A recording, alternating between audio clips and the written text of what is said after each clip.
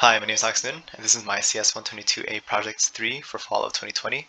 What I've created here is a primitive simulation of a car's cruise control system.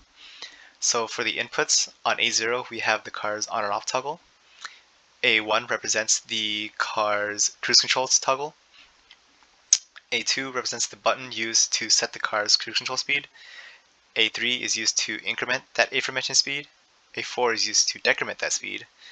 A5 is your gas pedal, and A6 is your brake pedal. So if I run the program, the car is currently off right now, so pressing on the gas pedal or any other input produces no output. But if I turn the car on and stepped on the gas, you can see here that the car's speed, represented in binary, is increasing here, and it will keep increasing until it reaches its upper limit of 150.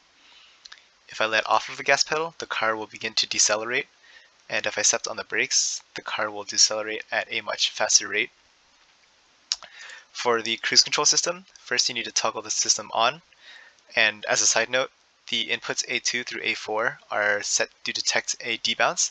So what that means is the buttons will not acknowledge that they have been pressed until the switch has been turned from 1 and then back to 0. So as a demonstration, here let me get some speed by stepping on the gas pedal, and if I press on A2 right here and turning it off, you can see here that the desired speed was set at 102. The car is currently at 150, but if I step off the gas pedal, the car will slowly lose speed until it reaches around 102. It will undershoot, and then eventually it will make its way back towards 102, where it will overshoot and then keep oscillating until it hovers at exactly 102. Sometimes, as you can see here, the values glitch between 101 and 102. This is because my program implements integer division instead of decimals. What that means is sometimes when the value is very close to 102, like say 101.999, the values would still be rounded down because of the integer division. So even though the values are very close to 102, it will display as 101.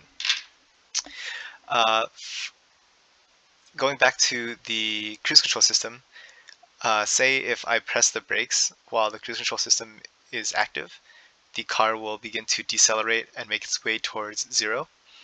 But if I were to step off of the brake pedal, the car would begin to go back to its desired speed of 102. This is the one way that my simulation is unconventional, because in a normal car, whenever you use the cruise control system, if you press on the brakes, the cars would disengage the cruise control system entirely. So going back here, the speed is set at 102 for the desired speed. If I press on A3, the car's cruise control system will increment to 103, and I can keep doing this all the way up until 150. I can also press A4 to decrement that speed, and you can see on the output that the PID will adjust the speed accordingly. Right? If I were to turn off the cruise control system, you can see that the car begins to decelerate, and if I turn it back on, it will not continue accelerating because the entire cruise control system has been cleared. Another feature that my program has is that if you were to increase the speed, or say if you're driving under normal conditions and you turn the car off, right, the car would just keep decelerating all the way down to 0, and stepping on the gas pedal will not work until you press the car on again. And that pretty much sums up all the features of my project. Thank you.